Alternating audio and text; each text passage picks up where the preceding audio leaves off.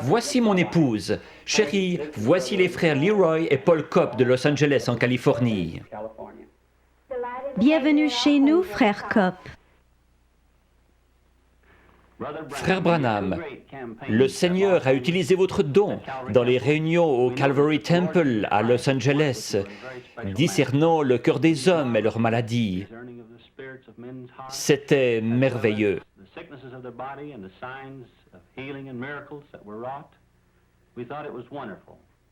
Nous voudrions en savoir plus à propos de votre don, Frère Branham. Je suis né dans l'est du Kentucky, dans une cabane en rondin. Mes parents n'étaient pas portés sur la religion et n'allaient pas à l'église. Mais ils ont dit qu'au moment de ma naissance, une lumière est entrée dans la chambre et s'est tenue au-dessus de moi. Elle m'a accompagné pendant toute ma vie. Elle a été photographiée récemment. Vous avez vu cette photo. C'est la seule qu'on n'ait jamais prise d'un être surnaturel. C'est le même ange de Dieu que celui qui accompagna les enfants d'Israël depuis l'Égypte.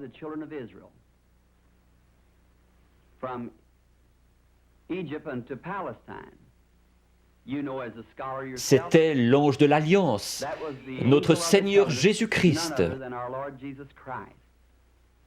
Il n'a pas prétendu être une personne importante lorsqu'il était ici sur terre. Il a dit, le Fils ne peut rien faire d'autre que ce que le Père lui montre. Dans Jean 5, à la piscine de Bethesda, Jésus a trouvé beaucoup d'estropiés, de gens aveugles et infirmes, attendant que l'eau s'agite. Il n'en a guéri qu'un seul, mais il savait où il était. Le Père le lui avait montré. Peut-être n'était-il pas estropié, il était couché sur un grabat. Au verset 19, les Juifs l'interrogeaient. Peut-être qu'aujourd'hui, on se demanderait pourquoi Dieu, passant à côté de tous ces gens infirmes et aveugles, ne les guérissait pas tous. Mais il a dit, en vérité, je vous le dis, le Fils ne peut rien faire de lui-même. Il ne fait que ce qu'il voit faire au Père. Son ministère s'appuyait sur des visions venant de son Père. Son ministère ne devrait-il pas se poursuivre comme il l'avait promis à ses disciples? Vous ferez aussi les œuvres que je fais, et vous en ferez de plus grandes, car je m'en vais au Père. Encore un peu de temps, et le monde ne me verra plus, mais vous, vous me verrez. Je serai avec vous, et même en vous, jusqu'à la fin du monde. Jésus-Christ, le même hier, aujourd'hui et pour toujours. Je crois que c'est une confirmation, aujourd'hui, de la résurrection de Jésus-Christ, qui vit au milieu de son peuple et accomplit les mêmes signes et prodiges que lorsqu'il était sur terre. Lorsque j'avais 7 ans, nous sommes partis du Kentucky pour l'Indiana, tout près de mon domicile actuel. Nous allions chercher l'eau à un puits, situé un pâté de maisons plus loin. Un certain après-midi de septembre, alors que je passais près d'un gros peuplier planté à mi-chemin entre le puits et notre maison, j'ai remarqué un tourbillon dans l'arbre. Cela n'avait rien d'anormal à cet endroit en septembre. Comme il ne s'en allait pas, je me suis arrêté pour l'observer. Une voix en sortit disant « Ne fume et ne bois jamais. Ne souille jamais ton corps d'aucune manière, car tu dois accomplir une œuvre quand tu seras grand. » Effrayé, je suis rentré en courant à la maison. J'ai raconté à ma mère qu'un homme m'avait parlé dans un arbre. Elle a pensé que j'étais excité et m'a mis au lit. Les visions ont commencé à ce moment-là. Quand cela vient sur moi, cela produit une vision. Je peux dire aux gens ce qui ne va pas avec eux, leur péché et ce qu'ils doivent faire. À 37 ans, une nuit, alors que je priais, j'ai remarqué une lumière sur le sol. Elle provenait de la colonne de feu située juste au-dessus. J'ai entendu quelqu'un marcher et un homme pesant environ 90 kilos a traversé la chambre et est venu dans cette lumière. Il était nu-pied, son teint était basané et ses cheveux noirs tombaient sur ses épaules. J'ai eu peur. Il m'a dit « Ne crains rien ». J'ai reconnu alors que c'était la même voix que celle qui m'avait toujours parlé. Mais c'était la première fois que je le voyais sous une forme humaine. Il a dit « Je suis envoyé de la présence de Dieu pour te dire que tu vas devoir prier pour les malades. De grands signes et prodiges accompagneront ton ministère et tu prieras pour des rois, etc. »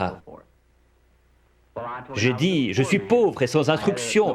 Je ne serai pas capable de faire ce travail. » Il m'a dit que de même que Moïse reçut 2 signes pour confirmer son ministère, de même j'en recevrai 2. L'un serait les miracles en priant pour les malades et l'autre serait de connaître les secrets des cœurs. Je lui ai dit que j'avais prié à ce sujet, mais que les gens avaient dit que c'était du diable. Il m'a cité le passage des Écritures où Philippe s'adressait à Nathanaël. Puis Jésus lui dit qu'il se tenait sous l'arbre lorsque Philippe l'avait trouvé.